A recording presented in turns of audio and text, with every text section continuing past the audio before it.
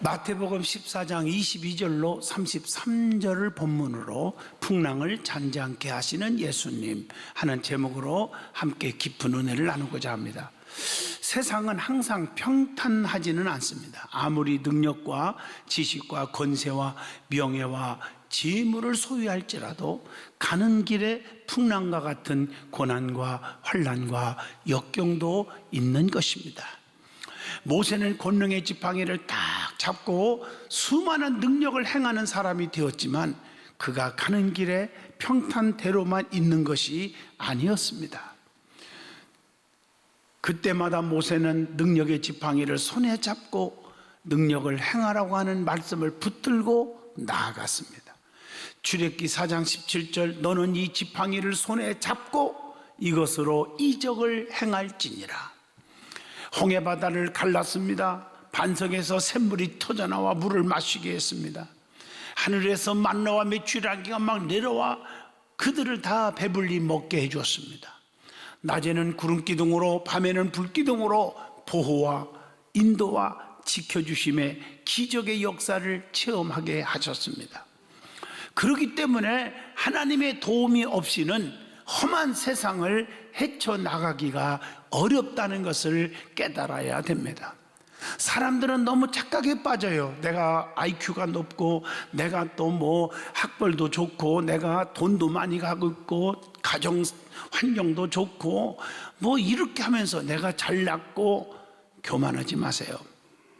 여러분, 하나님의 도우심이 없이는 살아갈 수가 없는 거예요.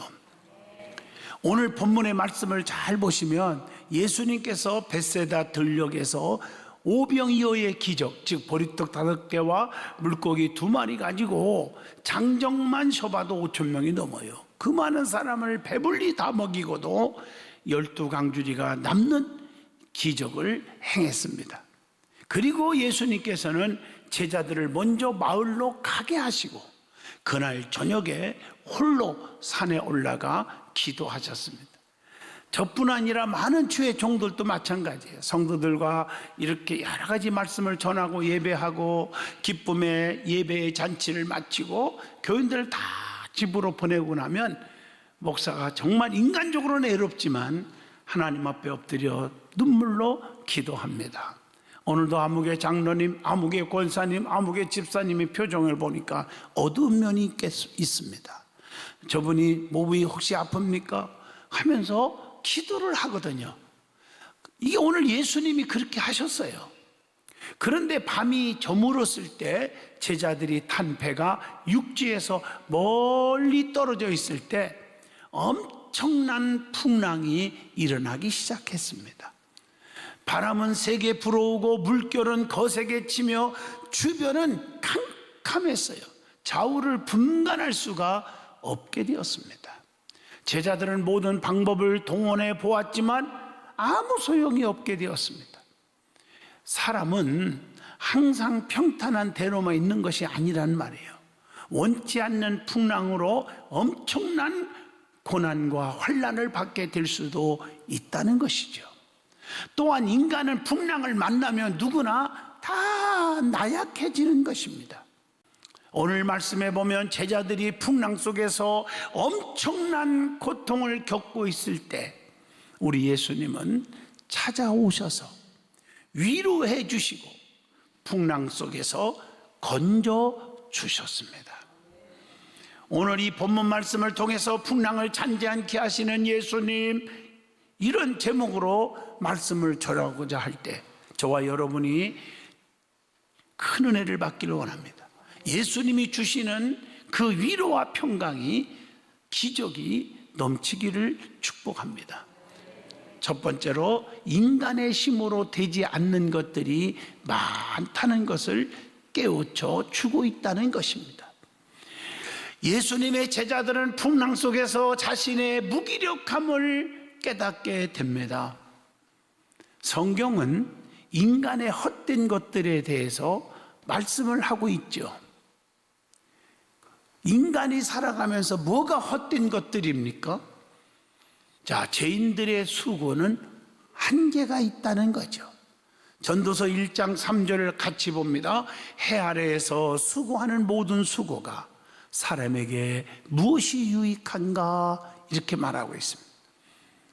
또 에베소서 5장 5절에 보면 우상 숭배는 모든 것들이 다 헛된 것이라고 말하고 있습니다. 또 욥기서 35장 12절로 13절을 보시면 악인들의 교만한 부르짖음은 헛된 것들이다. 그래서 우리가 교만한 마음 가지고 아무리 금식을 하고 철야를 해도 다 헛된 것이라고 성경은 가르쳐 줍니다. 그리고 인간의 부귀영화도 다 헛된 것들이다. 시편 39편 6절 말씀, 진실로 각 사람은 그림자같이 다니고 헛된 일로 소란하며 재물을 쌓으나 누가 거둘린지 알지 못하나이다. 이렇게 말하고 있습니다. 그리고 시편 39편 5절에 보면 세상의 염려, 근심, 걱정 이런 것들은 다 헛된 것이다. 이렇게 말하고 있습니다. 시편 62편 9절에 보면 인간의 주의들은 다 헛된 것이다. 그래서 슬프도다. 사람은 입김이며 인생도 속임수이니 저울에 달면 그들은 입김보다 더 가벼우니라. 이렇게 표현하고 있습니다. 그리고 인간의 모든 생각들도 헛된 것들이 너무 많다는 거예요. 시편 94편 11절 보면 여호와께서는 사람의 생각이 허무함을 아시느니라. 오늘날 많은 자기의 생각이 다 하나님의 뜻인 양 착각에 빠지면 안 되는 거예요. 전부가 다 헛것이 돼버려요. 그래서 하나님을 떠난 인생들은 모든 것이 다 헛된 것이다. 시편 144편 4절에 사람은 헛것 같고 그의 날은 지나가는 그림자 같으니라. 이렇게 표현하고 있습니다. 그리고 잠언서 25장 27절에 보면 꿀을 많이 먹는 것이 좋지 못하고 자기의 영예를 구하는 것이 헛되니라. 세상의 영예를 구하는데 다 헛된 것이라고 말하고 있습니다. 그리고 잠언서 31장 30절에 보면 인간의 아름다움도 어떻게 보면 헛된 것이다. 이렇게 말하고 있습니다. 전도서 2장 1절로 3절에 보면 세상의 쾌락도 다 헛된 것이 된다고 말하고 있습니다. 전도서 2장 15절 보면 세상의 지혜도 헛된 것이다. 꼼수 부리고 살지 마라, 그런 말이겠죠. 전도서 5장 10절에 보면 부를 사랑하는 것, 돈을 사랑하는 것, 금과 은을 사랑하는 것 다 만족하지 못하대요. 다 헛된 것이니라. 그렇게 표현을 하고 있습니다. 그리고 마태복음 15장 9절 보면 사람의 계명으로 교훈을 삼아 가르치니 나를 헛되이 경배하는도다 하였느니라. 마음이 없는 그냥 예배는, 습관적이고 관습적인 예배는 다 헛된 것이다. 그래서 하나님은 영이시니 예배하는 자는 영과 진리로 예배할지니라. 그렇게 말하는 거예요. 예배 시간에는 신령한 진정한 예배를 하나님 앞에 드려야 된다. 그렇지 않은 것은 다 헛된 것이다 라고 말하는 것입니다.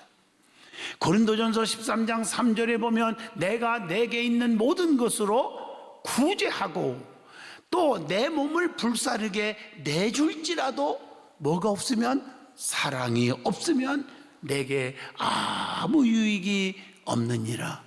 여러분, 사랑이 넘쳐야 됩니다. 사랑이 없이 무슨 일은 다 헛된 것이라는 거예요. 디모데전서 1장 6절에 보면 거짓되고 막연된 말들은 모든 것들이 다 헛된 것이라고 말을 하고 있습니다. 그것뿐입니까? 어떤 위선적인 경건과 행함이 없는 믿음, 입술로만 떠드는 믿음은 헛된 것이다. 야고보서 1장 26절에 말씀하고 계십니다. 그리고 불신자들의 행실은 다 헛된 것이니 베드로전서 1장 18절 믿지 않는, 믿음이 없는 사람들의 말과 행동에 빨려 들어가지 말라고 하는 경고의 말씀이기도 하십니다. 두 번째로는 성도가 가까이 할 사람이 있고 멀리 할 사람이 있다는 것을 알아야 합니다.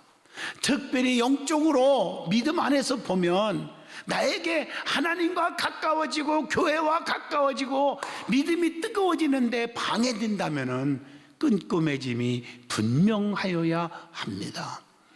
세 번째, 성도는 항상 성령님의 인도를 받아야 한다는 것입니다.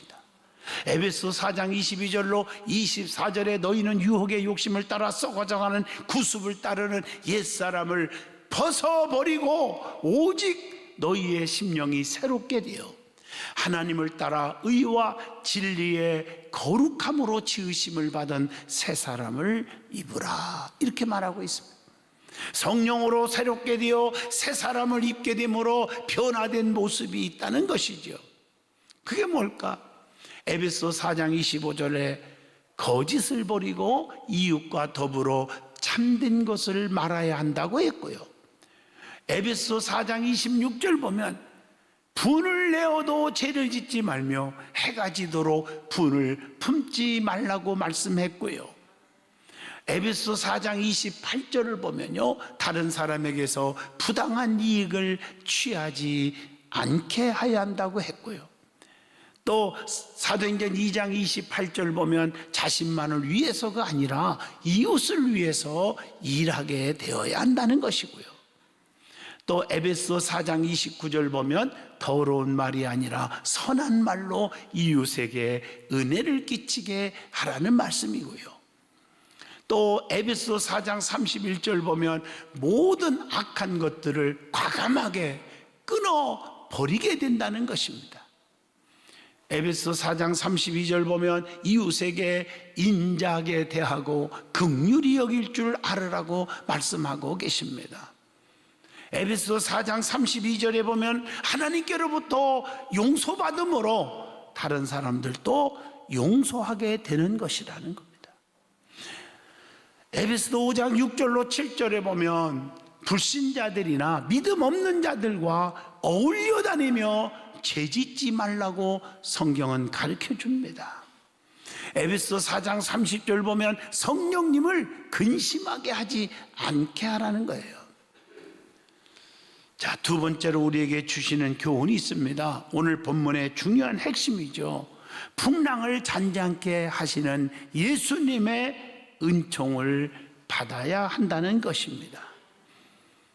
첫째로 예수님은 우리에게 찾아오셔서 도움을 주시는 겁니다. 오늘 본문 22절에 보면 예수께서 즉시 제자들을 재촉하사 자기가 무리를 보내는 동안에 배를 타고 앞서 건너편으로 가게 하시고, 예수님은 홀로 기도하시다가 풍랑을 만난 제자들을 향하여 찾아가셨다고 말씀합니다. 무리로 걸어오시는 주님을 보고 제자들은 깜짝 놀랐어요. 본문 25절로 26절 보면 놀라가지고 유령이라 하며 무서워하고 벌벌 떨면서 소리를 지르거늘 그랬어요. 제자들은 유령인 줄 알고 지금 인간적으로 지금 풍랑 때문에 죽게 됐으니까 지금 불안하고 초조하고 낙심되고 좌절에 빠지고 괴롭고 이런 순간이니까 뭐 예수님이 보일 리가 없죠. 예수님이 지금 걸어오시는데도 유령인가 이렇게까지 하는 제자들 한심하잖아요. 그리고 막 놀란 거예요. 유령인가 하고 어떻게 무리를 막 걸어오냔 말이에요. 평상시에 예수님의 수많은 기적을 행한 걸 다 봤을 거 아니에요. 그런데도 그 무리에 걸어가는 게 뭐 대사입니까? 인간적으로 따지면 죽은 자도 무덤에서 살리신 주님을 만났지 않습니까? 그런데 어째서 이렇게 놀래버리냔 말이에요. 그때 주님은 제자들을 어떻게 했어요? 본문 27절 보세요. 안심시켜 주잖아요. 예수께서 즉시 이르시되 안심하라, 나니 두려워하지 말라. 오늘 우리는 이런 음성을 날마다 들을 수 있기를 축복합니다. 걱정하지 말라, 두려워하지 말라, 염려하지 말라, 내가 있지 않느냐, 요한복음 14장 1절 너희는 마음에 근심하지 말라. 하나님을 믿으니 또 나를 믿어라. 내 아버지 집에 거할 곳이 많도다.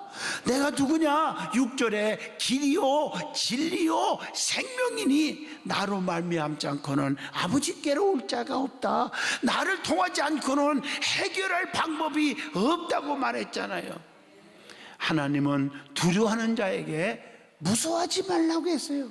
여호수아 1장 9절에 봐도 내가 내게 명령한 것이 아니냐. 강하고 담대하라. 두려워하지 말며 놀라지 말라. 네가 어디로 가든지 네 하나님 여호와가 너와 함께 하느니라 하시니라. 창세기 35장 1절로 3절에 봐도 하나님은 야곱에게 찾아오셔서 위로해 주셨습니다. 욥기서 19장 24절로 26절에 하나님은 욥에게 찾아오셔서 위로해 주셨습니다. 다니엘서 6장에 보면 하나님은 다니엘에게 찾아오셔서 사자의 굴 속에서 건져주셨고, 사드락과 메섹과 아벳느고는 7배나 뜨거운 불 속에 들어갔지만 그 속에서 우리 하나님 찾아오셔서 건져주셨습니다. 요한복음 5장 2절로 7절 보면 주님은 살 수 없는 병 38년 된 병자에게 찾아와 주셔서 다 포기하고 죽기만 기다리는 불쌍한 사람에게 위로와 치료를 해 주셨으며, 마태복음 9장에 보면 우리 예수님은 모든 병든 자들을 다 고쳐 주셨다고 말하고 있습니다. 두 번째입니다. 본문 28절로 31절입니다. 우리 예수님은 제자들을 위기 속에서 구원해 주셨어요. 건져 주셨습니다. 베드로는 물 위를 걸어오시는 예수님을 향하여 놀래면서 만일 주님이시거든 나를 명하사 물 위로 오라 하소서. 오늘 본문 28절이죠. 그때 예수님이 오라, 나를 바라보고 오너라. 그렇게 하니까 베드로가 배에서 내려 그 무리를 쫙 걸어서 예수님께로 갔다고 본문 29절에 말합니다. 주님을 바라보면 무리도 걸어가는 기적이 일어납니다. 그런데 베드로가 좌우를 쳐다보는 거예요. 어머나, 풍랑이 보이고 바람이 막 부는 걸 보고 무서워하면서 있을 때 그냥 물속에 팍 빠지고 말았어요. 30절 바람을 보고 무서워 빠져가는지라. 여러분, 세상을 무서워하면 빠져버려요. 주님만 바라보면 무리도 걸어가는 기적이 일어납니다. 좌우를 바라보고 세상을 바라보니까 빠져버려요. 아마 한번 상상해 보세요. 성경에는 아무리 찾아도 없어. 그러나 상상을 할 수 있잖아요. 그냥 물에 푹 빠졌으니까 원치 않는 소금물, 짠물을 그냥 시커쳐 맞았을 거예요. 아마 안 그렇겠습니까? 예수님은요 즉시 손을 내밀어 베드로의 손을 잡아주셨어요.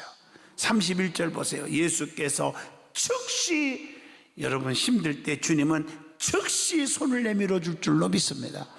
즉시 손을 내밀어 그를 붙잡으시며 이르되 믿음이 작은 자여 왜 의심하느냐, 이렇게 말하고 있어요.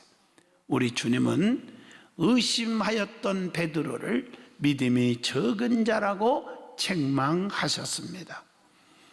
주님께서 배에 함께 오르심에 바람이 그쳤다. 32절에 그렇게 말씀을 하고 계십니다.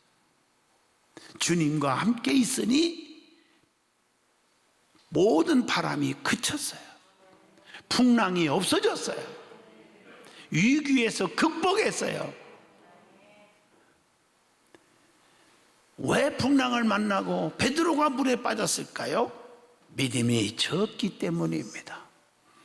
믿음이 적기 때문에 풍랑을 만나고 바다에 빠지는 고통을 겪는 거예요. 왜 여러분 가정 풍랑, 자녀 풍랑, 물질 풍랑, 사업 풍랑, 건강 풍랑, 풍랑이 그치지 않습니까? 믿음이 적은 연고입니다. 믿음이 적다는 말은 왜 의심하느냐 그랬으니 의심하기 때문입니다. 주님의 능력을 100% 확신하지 않기 때문에. 더 깊이 나가면 하나님의 능력과 하나님의 세밀한 판단을, 하나님의 말씀의 능력을 믿지 않기 때문에 인간이 판단하고 인간의 계산적으로만 살아가는 거 아니겠습니까? 우리 예수님은 위기에서 구원하시는 주님이십니다. 마태복음 8장 26절입니다. 예수님이 우리와 함께 하시는 임마누엘 은총을 예수님은 주십니다. 마태복음 28장 20절에 내가 너희에게 분부한 모든 것을 가르쳐 지키게 하라. 볼지어다 내가 세상 끝날까지 너희와 항상 함께 있으리라 하시니라. 주님이 함께 계시면 믿음의 역사가 나타납니다. 성도는 주님을 떠나서는 살 수가 없다는 것을 깨닫게 해주고 있죠. 요한복음 15장 5절에 나는 포도나무요 너희는 가지라. 그가 내 안에 내가 그 안에 거하면 사람이 열매를 많이 맺나니 나를 떠나서는 너희가 아무것도 할 수 없음이니라. 누가복음 5장 3절로 6절에 보면 베드로가 고기 한 마리도 못 잡고 완전 실패한 자의 모습이었을 때 주님이 찾아오셔서 축복받게 했잖아요. 주님이 찾아오셔서 시몬의 배에 오르사 육지에서 배를 좀 뛰게 하시고 앉으사 말씀을 가르치시고 그물을 깊은 곳에 던지라.